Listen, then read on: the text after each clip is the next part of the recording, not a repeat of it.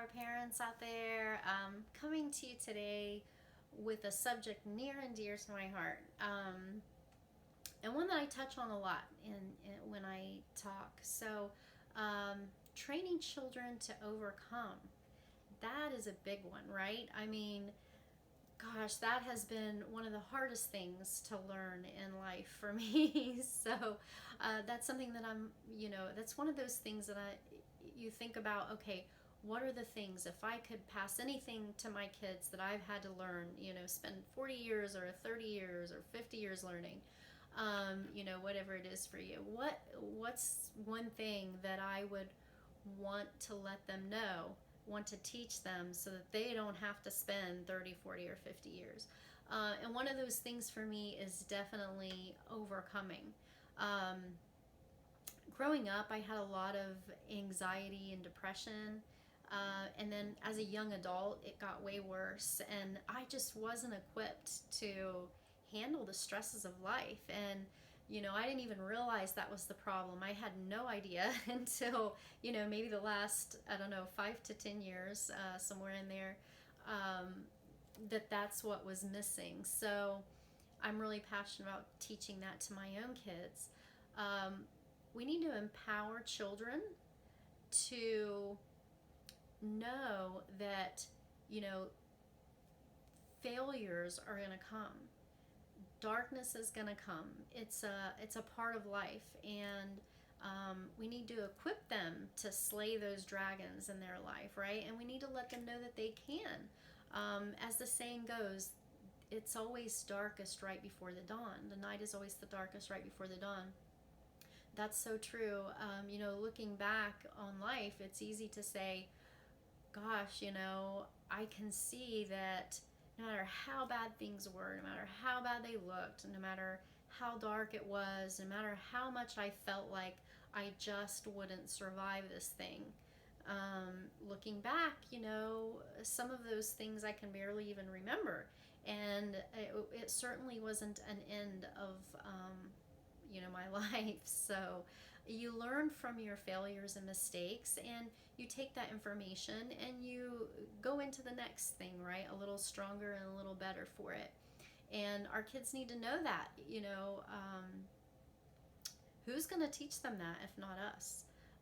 We need to let them know that failure is okay, it's inevitable. Ralph Waldo Emerson, the writer, in a letter to his daughter once said, and I'm kind of paraphrasing off of memory here, but his daughter had written him and said, there's this thing that happened, and I just can't get it out of my head. It's really bringing me down, and I just can't seem to overcome it. And he wrote back to her, and again, paraphrasing, he basically, from memory, he basically said, you have to let go of yesterday's failures and the things that went wrong. You have to wake up each morning and start all over. It's a brand new day, ready for brand new opportunities. Just learn from the things that happened yesterday, and then leave them behind. Take the lessons with you, leave the darkness behind, right? And so that was his advice to his daughter.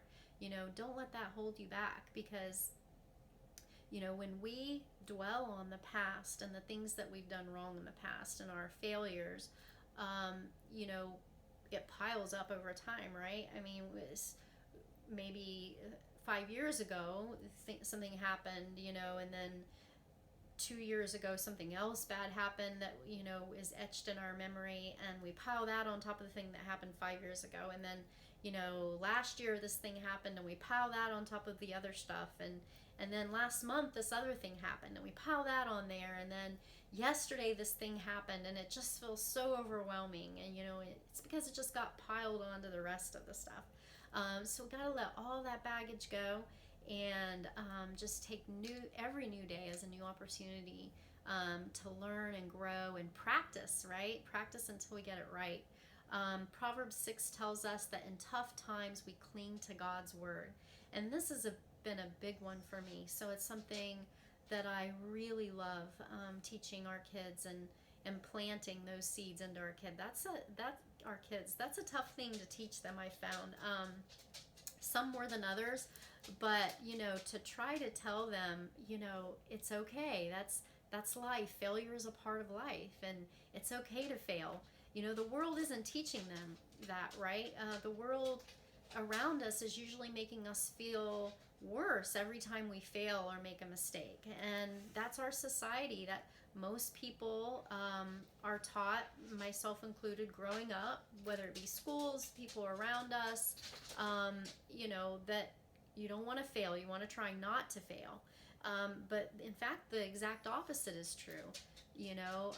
People who succeed say that if you talk to them, they'll tell you the only difference between successful people and unsuccessful people is the successful people have failed more times than the unsuccessful people. And if you think about it, it makes sense, because to not fail, you pretty much have to not do anything. I mean, you don't jump into anything new without getting it wrong at least a few times first, right?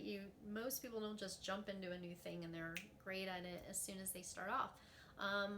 We practice until we get it right. And as we know, the inventor of the light bulb, Thomas Edison, is known for saying he failed 1,000 times, more than 1,000 times, when he was trying to invent the light bulb.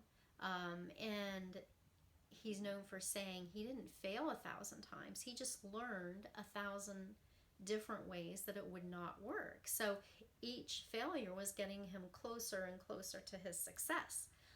So kids need to know that. They need to know that failure is okay. And that it's not the end of the world.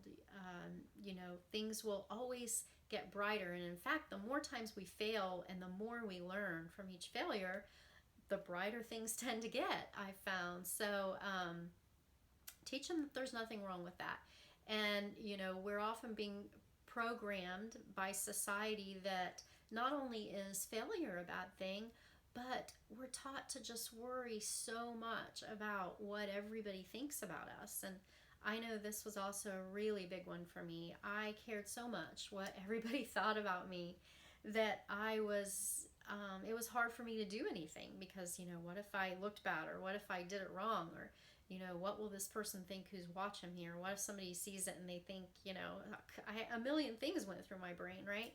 So a lot of our kids are like that. They're worrying so much about what everybody thinks about them that they're too afraid to try anything.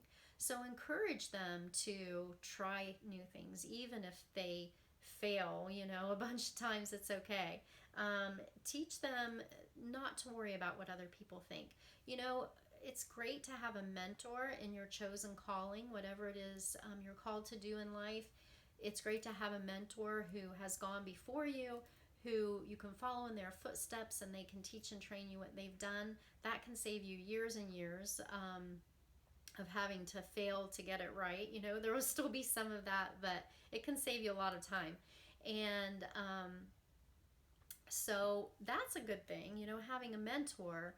But by and large, the masses, you don't want to listen or think too much about what everybody is thinking about you, because again, it can just make it so that you're afraid to do anything. So with that, I hope that there's things in here that will help you with your own family and your own kids, and just keep doing what you're doing. You're a great, powerful parent, and that will reap so many rewards over time. The job that you're doing is so, so important, and nobody can train up your kids like you do. So take pride in what you're doing, and with that, you guys have a great day. Have a blessed day. If you want to pick up our exclusive, unadvertised to the public free gifts and cheat sheets on various topics on the subject, you can go to powerparentingforapeacefulhome.com and join our VIP email list.